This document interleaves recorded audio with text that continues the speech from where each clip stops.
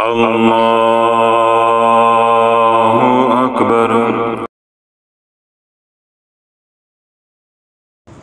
अल्लाहुम्मा सल्लि अला सय्यिदना मुहम्मदिन व अला आलि सय्यिदना मुहम्मदिन व बारिक वसल्लिम। जिस तरह मैंने अर्ज़ किया था कि मैं आज 3 अमाल मसनून बताऊंगा रिज़्क़ के लिए, तो उसमें से 2 अमाल मैंने गोशगुजार कर दी, आप हज़रात को बता दी हैं। एक सूरह वाक़िया वाला और दूसरा कौन सा बताया है, तस्बीह मलाइका वाला।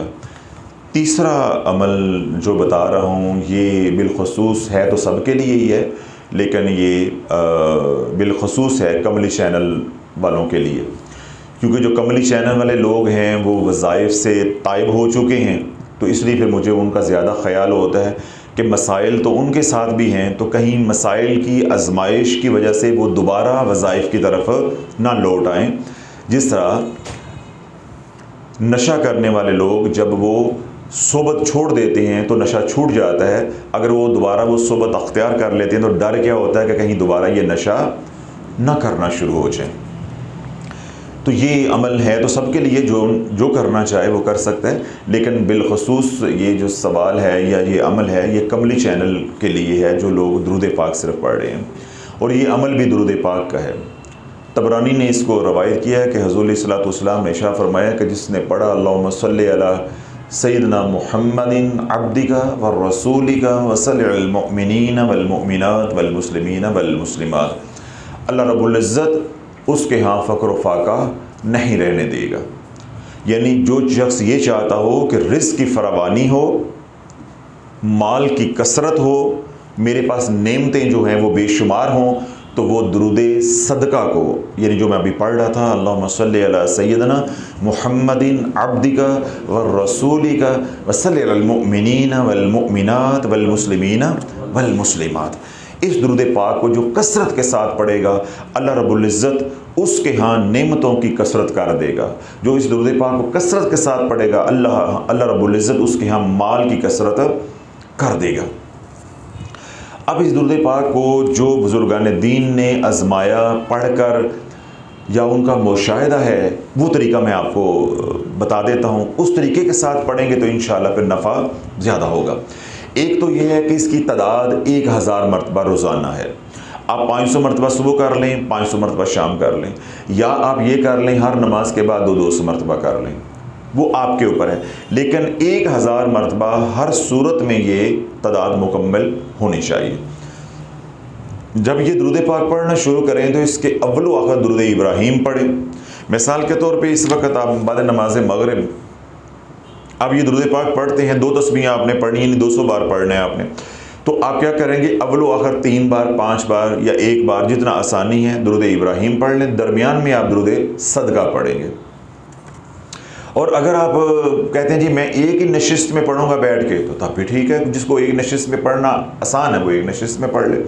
लेकिन मैं ये कहूँगा कि अगर जो शख्स ये कहता है मैं एक ही नशिस्त में बैठ के पढ़ूंगा, तो उसको अपने ऊपर यकीन हो कि मेरा नागा नहीं होगा। इसलिए मैं यही तजवीज़ करूँगा कि इसको एक नशिस्त में, जब अल्लाह ने या बुजुर्गान दीन ने जिन्होंने ये अमल बताया या तरतीब बताई है, उन्होंने कुछ सख्ती नहीं की, तो अपने पर क्यों सख्ती करते हो। तो आप बाद नमाज फ़जर जो है 500 पढ़ लो, कुछ दरमियान में पढ़ लो, कुछ रात को पढ़ लो। हाँ, जब आपका मगरिब तक ही 1000 पूरा हो जाए तो कम की कैद है, ज़्यादा की कैद नहीं है। आप इसको रोज़ाना 2000 मरतबा पढ़ो, 10,000 मरतबा पढ़ो, दुरूद पाक की तो कोई कैद ही नहीं है। कैद है तो कम अज़ कम तादाद की है कि 1000 से नीचे नहीं आना। तो इसलिए मैं ये कह रहा हूँ कि बाज़ दफ़ा लोग होते हैं जी हम एक ही नशिस्त में पढ़ेंगे, तो क्या होता है वो 2-4 दिन पढ़ते हैं तो शैतान जो है वो गलबा करता है, इंसान बसा औक़ात थका हुआ होता है, तबीयत नहीं साथ दे रही होती, तो फिर नागा हो जाता है। जब नागा हो जाता है तो अमलियात की दुनिया के अंदर वो अमल फासिद हो जाता है, उस पर अमल का नफ़ा नहीं होता। फिर जब बार बार उस अमल को किया भी जाता है फिर भी वो अमल का नफ़ा नहीं होता, बल्कि रजत होने का भी डर जो है वो होता है। बेशक वो दुरूद पाक ही हो, जब अमल को बार बार तोड़ेंगे फिर वो नफ़ा नहीं देता। सवाब तो होता रहेगा, पढ़ेंगे जितना भी पढ़ेंगे चाहते या न चाहते, लेकिन अमलियात की दुनिया में हम सवाब के लिए नहीं पढ़ते, हम हसूल के लिए पढ़ते हैं। जो भी हमारा मकसद होता है, एक मकसद सामने होता है, फिर वो मकसद हासिल नहीं होता। ये अमलियात की दुनिया का राज है। यानी एक वजीफ़ा आपने पढ़ा, उसको पाया तकमील तक नहीं पहुंचाया, उसकी शराइत पूरी नहीं की, उसके साथ जो सदका और खैरात करना था वो नहीं किया, जमाली या जलाली परहेज़ किसी ने बताई थी वो नहीं की, या अमल किसी वजह से वो दरमियान में टूट गया, ठीक है, या अमल के अंदर गलती रह गई, या अमल के अंदर आपने जो पढ़ाई की आपके अराब ठीक नहीं थे, आपका तलफ़ुज़ ठीक नहीं था, आपकी अदायगी ठीक नहीं थी, आपका अदब व अदाब ठीक नहीं था, कोई भी कमी रह गई तो वो अमल फासद हो जाएगा। वो अमल ही फिर आपको ले डूबता है, उसी को हम कहते हैं कि रजत हो जाना। तो दुरूद पाक से तो रजत नहीं होती, लेकिन इसके साथ अमलियात की दुनिया में इतना नुकसान ज़रूर होगा कि फिर उसी दुरूद से वो मंजिल नहीं मिलेगी जो आप पाना चाहते हैं। हाँ, सवाब मिलेगा, फिर आप क्या करेंगे, बार बार दुरूद बदलेंगे। तो अभी थोड़े दिन पहले भी मैंने बयान किया कि दुरूद बदलते रहोगे, सवाब मिलता रहेगा, मंजिल नहीं मिलेगी। हाँ, ये ज़रूर है कि दुरूद पाक की दुनिया में, यानी इस दुनिया के अंदर आपको रजत का डर नहीं है, लेकिन हम तो पढ़ रहे हैं किसी मकसद के लिए, वो मकसद हासिल नहीं होगा। जिस तरह मैंने उलमा का हवाला दिया था कि हर मौलवी, हर आलम ये कहता है कि दुरूद पाक बदल बदल के पढ़ो ताकि कैफ आए, मज़ा आए, लज्जत आए, सुरूर आए।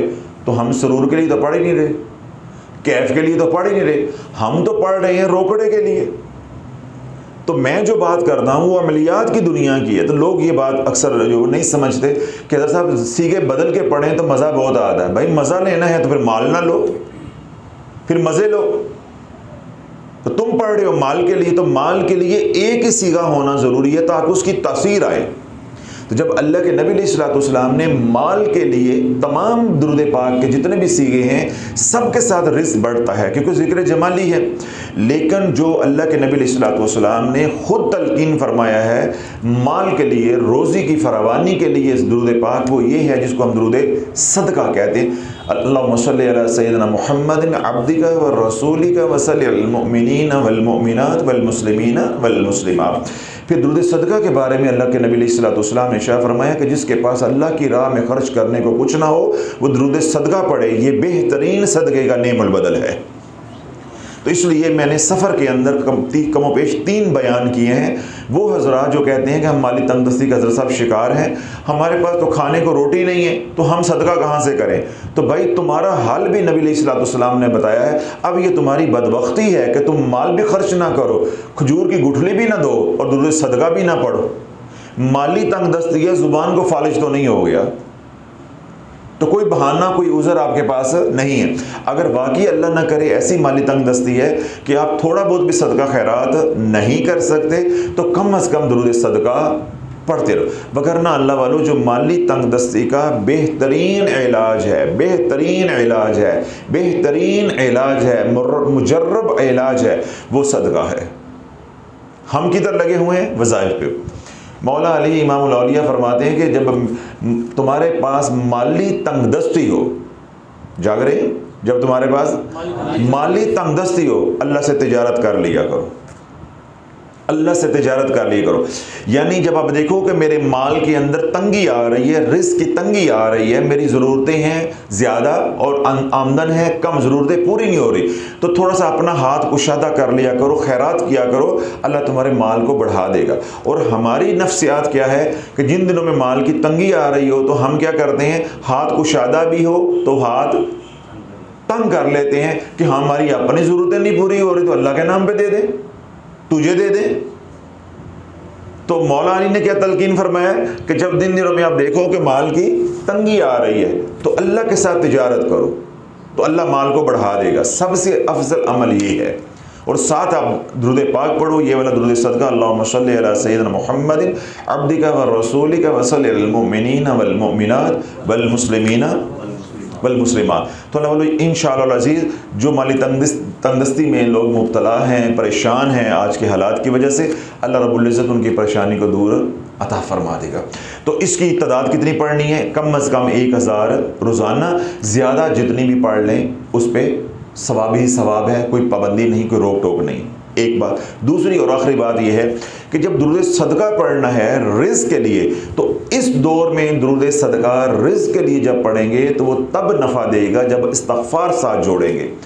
इस दौर में मैं यही कुर्ला रहा हूँ, उम्मत को समझा रहा हूँ, ये अल्लाह वालों, ये दौर वज़ाइफ पढ़ने का दौर नहीं, ये तक़वे का दौर नहीं, ये फितने का, गुनाहों का, शर का, बदकारियों का, ज़िना का, हरामकारी का दौर है। आज के दौर में वज़ाइफ पढ़ना ऐसे ही है जैसे गंदी नाली के अंदर खड़े होके जो है बंदा खा पी रहा हो। जिस घर में आप वजीफ़ा पढ़ रहे हैं सारे के सारे बेनमाजी हैं। जिस घर के अंदर आप वजीफ़ा पढ़ रहे हैं उस घर के अंदर हराम का रिज़्क़ आ रहा है। जिस घर के अंदर आप वजीफ़ा पढ़ रहे हैं उस घर के अंदर टीवी चल रहा है, नाच गाना चल रहा है। जिस घर के अंदर आप वजीफ़ा पढ़ रहे हैं उस घर के अंदर लड़ाई झगड़े हैं, ग़ीबत हो रही है। जिस घर के अंदर आप वजीफ़ा पढ़ रहे हैं उसी घर के अंदर माँ बाप सिसकियाँ लेकर रो रहे हैं, उनका कोई पुरसाने हल नहीं है। जिस घर के अंदर वजीफ़ा पढ़ा जा रहा है उस घर वालों ने उशर और ज़कात को, गरीबों के हक़ को रोका हुआ है। जिस घर में वजीफ़ा पढ़ा जा रहा है उसी घर में बहनों का हिस्सा दबाया हुआ है। तो अल्लाह वालों, आज के दौर में कौन से वजीफ़े। इसलिए मैंने थोड़े दिन पहले बड़े गुस्से के साथ ये बात कही थी कि ये लॉलीपॉप, ये काके किसी और को जाके दो, ये हमें ना दिया करो। हम फिर आईना दिखाएंगे तो शक्ल ऐसी भयानक नज़र आएगी कि तुम्हें अपनी शक्ल देखना भी गवारा नहीं होगी। इसलिए मैंने अर्ज़ की थी कि हमें ना छेड़ा करो कि हम मजबूर ना हो जाएंगे तुम्हारी शक्ल जो है वो दिखाएं। बस अल्लाह ने पर्दे रखे हुए हैं, हम भी कहते हैं कि पर्दे पड़े हैं। जब उस पर्दे डालने वाले ने पर्दे रखे हुए तो हम कौन होते हैं पर्दे चाक करने वाले। तो इसलिए अल्लाह वालों, इस दौर के अंदर जो जितना भी मुत्तकी परहेजगार है, जितना भी कोई मुत्तकी परहेजगार है, चाहे वो मेरी तरह मिंबर पे भी बैठा हुआ, कोई एतबार नहीं है।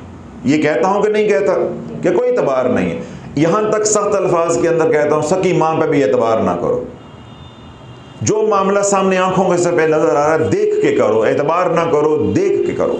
अब मैं रात को, कल में बातों में बात आ गई, मैं रात को एक फैमिली है, वो मेरे काफ़ी पुराना उनके साथ ताल्लुक़ है। जब मैंने नई प्रैक्टिस शुरू की तो मेरा उनके साथ वास्ता पड़ा। तो आजकल वो शदीद डिप्रेशन का शिकार है, मुझे मालूम हुआ। फिर मैंने फ़ोन पे उनके बड़े भाई ने मेरे से बात करवाई फ़ोन पे। तो मैंने उनसे 2-4 सवाल पूछे, मुझे उससे मालूम हो गया कि ये क्या मसला है। फिर मैंने उनके बड़े भाई से ये कहा, मैंने कहा उनका नाम लेके, तो मैंने कहा जी इनके मामला तो आज के ख़राब नहीं हैं, इनके मामला पिछले 8-9 साल से ख़राब हैं। तो जब मैंने वो चोर स्विच जो है वो दबा दिया तो फिर आपको पता है कि वकील और दाई से कुछ सब कुछ छुप जाता है, वकील और दाई से कुछ छुपता नहीं है। तो पीर और डंडे वाला फिर उससे क्या छुप जाएगा। तो जब मैंने बता दिया, मैंने कहा जी ये 8-9 साल से इनके मामला ख़राब हैं, ये कोई आज की बात नहीं है, और बहुत बड़े गुनाह के अंदर ये मुब्तलात है जिसकी पकड़ में है कि ये जादू वाला मामला नहीं है, ना डिप्रेशन है। डिप्रेशन तो उसका एक साइड इफ़ेक्ट है। गुनाह जो है वो इंसान को परेशान करते हैं। नेगेटिव एनर्जी जब जिस्म के अंदर बढ़ जाती है तो वो इंसान को परेशान करती है, बेचैन करती है। ठीक है, तो वो बेचैनी की एक शक्ल है डिप्रेशन, या बीमारी एक बन जाती है। तो जब मैंने उनको सारी इशारे के अंदर बातें कह दी तो वो मुझे कहने लगे कि हज़रत साहब बात ये है कि मेरे इस भाई ने 8 साल पहले अपनी बीवी को तलाक दे दी थी। मैंने क्या कहा था, बिलाल 8-9 साल पुराना मसला है। तो बात कहाँ जाके निकली है, 8 साल पहले मेरे भाई ने तलाक दे दी थी। उसके बाद क्या हुआ है क्या नहीं हुआ, कभी वो आ जाती है, मियाँ बीवी ये बन जाते हैं, और कभी ये चले जाती है, जी तलाक हो गई है। तो पिछले 6 सालों से इन्होंने ये तमाशा लगाया हुआ है। 2 साल पहले इन्होंने तलाक को छुपा के रखा है, और 6 साल से हम भी गवाह हैं कि तलाक हो चुकी है। हम इनको 6 साल से कह रहे हैं कि जब तलाक हो चुकी है वो 2 महीने माँ बाप की तरफ चली जाती, महीना चली जाती, जब तुम्हें जिस्मानी ज़रूरत होती है तुम दोबारा आ जाते हो, हफ्ता मौज मस्तियाँ करते हैं, फिर महीने के लिए छुट्टी कर लेते हैं। तो अल्लाह वालों, इस घर के अंदर अब वजीफ़े पढ़े जाएंगे, इस घर के अंदर। और मैं अल्लाह से डर के कह रहा हूँ, हर 10वें घर के अंदर ये हो रहा है, हर 10वें घर के अंदर हो रहा है। घर के अंदर जिना हो रहे हैं, कज़न के साथ लगे हुए हैं, भाभी देवर के साथ लगी हुई है। इस कदर जिना आम है घरों के अंदर, बाज़ारों की बात नहीं कर रहा, कोई जो महल्ले होते हैं या कोठे होते हैं उनकी बात नहीं कर रहा, तवाइफों की बात नहीं कर रहा। मुझे बताओ, जिस घर के अंदर जिना हो उस घर में जब वजीफ़ा पढ़ा जाएगा, मुझे बताओ, जहाँ ज़िना होता है वहाँ पाँव रखने की भी जगह नहीं होती, इतने शयातीन होते हैं। जिस घर में जुल्म होता है वहाँ शयातीन होते हैं। जिस घर में हराम की कमाई आती है, सूद की कमाई आती है, ज़ख़ीरा अंदोज़ी की कमाई आती है, या जिस घर के अंदर मौसीकी चलती है, टीवी चलता है, फिल्में चलती हैं, उस घर में इतने शयातीन होते हैं, जो ही आप वजीफ़ा पढ़ोगे उनको तकलीफ होगी, वो तुम्हारे दुश्मन बन जाएंगे। तो तुम्हें वजीफे से क्या असर होगा? जब तक हसार नहीं करोगे, कोई पीछे हाथ नहीं होगा, वो वजीफा तुम्हें आज के दौर में नफ़ा देगा। अल्लाह बोलो, आज के दौर में सबसे बड़ा वजीफा क्या है? आंखों की हिफाजत और रिज़्क़ के हलाल कमाने की कोशिश। तो मैं ये बातें इसलिए कही हैं कि आज के दौर में दुरूद पाक से नफ़ा होता है, क़यामत तक होगा, लेकिन वो नफ़ा नहीं है जो हमारे सालिहीन को हुआ, हमारे बड़ों को हुआ, हमारे अकाबरीन को हुआ। क्यों? वो मुत्तकी लोग थे, उस दौर में इतने गुनाह नहीं थे। एक गांव के अंदर 50 बंदे होते थे, 40 बंदे होते थे, 2-4 घरों का एक गांव होता था, 10 घरों का एक गांव होता था। और अब जितने गांव के अंदर उस वक्त लोग होते थे, उतने लोग आज एक घर 3 मंजिला मकान है उसके अंदर रह रहे हैं। बंदे पे बंदा चढ़ा हुआ, गुनाह पे गुनाह चढ़ा हुआ है। तो आज के दौर में वज़ाइफ से नफ़ा नहीं हो रहा, इसलिए लोग रज्जत का शिकार हो के मर रहे हैं। और यही मैं आवाज़ बुलंद कर रहा हूँ कि उम्मत को ये बात समझ आ जाए कि इस दौर में अगर नफ़ा होगा तो सिर्फ़ और सिर्फ होगा दुरूद पाक से होगा और कसरत से इस्तिग़फ़ार से होगा। और इसलिए वो हज़रात जो ये तबरानी की हदीस पाक इसके मुताबिक अमल करेंगे, इन्हें दुरूद सदका पढ़ेंगे माली तंगदस्ती के लिए। अल्लाहुम्मा सल्लि अला सय्यिदिना मुहम्मदिन अब्दिका व रसूलिक व सल्लि अलल मुमिनीन वल मुमिनात वल मुस्लिमीन वल मुस्लिमात। तो इसको यूँ पढ़ेंगे, अल्लाहुम्मा सल्लि अला सय्यिदिना मुहम्मदिन अब्दिका व रसूलिका व सल्लि अलल मुमिनीन वल मुमिनात वल मुस्लिमीन वल मुस्लिमात अस्तग़फिरुल्लाह। यानी मेरे अर्ज़ करने का मकसद ये है कि इस्तिग़फ़ार को इसके साथ जोड़ के पढ़ेंगे। यानी 1000 बार आप दुरूद पाक पढ़ेंगे तो यूँ 1000 मरतबा ही इस्तिग़फ़ार पढ़ा जाएगा, फिर ये वजीफ़ा नफ़ा देगा। अगर महज आप दुरूद पाक पढ़ेंगे तो बहुत वक्त लगेगा, फिर जाके इसकी तासीर आएगी। कभी इस्तिग़फ़ार करते आपको नदामत होगी, शर्मिंदगी होगी कि मैं अल्लाह को कहता हूँ अल्लाह मुझे बख्श दे, अस्तग़फ़िरुल्लाह अस्तग़फ़िरुल्लाह, साथ में नाच गाना भी देखता हूँ, साथ में जो है वो मोबाइल पे गंदी तस्वीरें भी और वीडियोस भी देख रहा हूँ, मैं कैसा इस्तिग़फ़ार कर रहा हूँ। तो इस्तिग़फ़ार के करिश्मात ये हैं कि करते करते कभी ना कभी आपको तौबा की तौफ़ीक मिल जाएगी। तो अल्लाह वालों, जब आपने गुनाहों से तौबा कर ली, फिर वो तमाम बंद दरवाजे इंशाअल्लाह खुद ब खुद ही खुल जाएंगे। चाहे उसमें रिज़्क़ का दरवाज़ा है तो वो भी खुद ब खुद खुल जाएगा। तो मुख्तसर ये कि जिन हज़रात ने रिज़्क़ की तंगी के लिए वजीफ़ा करना है वो दुरूद सदका 1000 मरतबा रोज़ाना पढ़ेंगे, इस्तिग़फ़ार को साथ जोड़ के। तो यूँ 1000 मरतबा दुरूद पाक पढ़ा जाएगा या दुरूद सदका पढ़ा जाएगा, बैन ही साथ ही बैक वक्त साथ 1000 मरतबा इस्तिग़फ़ार भी हो जाएगा। तो इंशाअल्लाह इस अमल को सारी ज़िंदगी करना है। ये अमल 1 दिन का, 10 दिन का, 50 दिन का नहीं।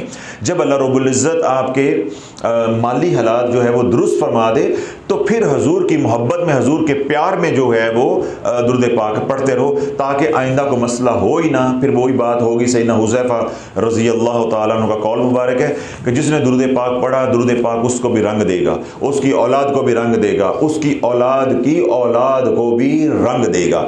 अगर नस्लों के फैसले करवाना चाहते हो, जब माली हालात दुरुस्त हो जाएं, फिर इस जज्बे के साथ दुरूद पाक पढ़ो, या अल्लाह तुमने मुझे रंग दिया है, मेरी औलाद को भी रंग दो, मेरी क़यामत तक आने वाली नस्लों को भी रंग दो। और जब इस्तिग़फ़ार करोगे कसरत के साथ, जो पहले गुनाह है नामा अमाल के अंदर या जो गुनाहों की नहूसत है, अल्लाह उससे भी पाक कर देगा और ज़िंदगी जो है वो पुरसकून और चैन वाली हो जाएगी। तमाम हज़रात को इस अमल की इजाज़त है, जो बाद में सोशल मीडिया पे सुने उन्हें भी इजाज़त है।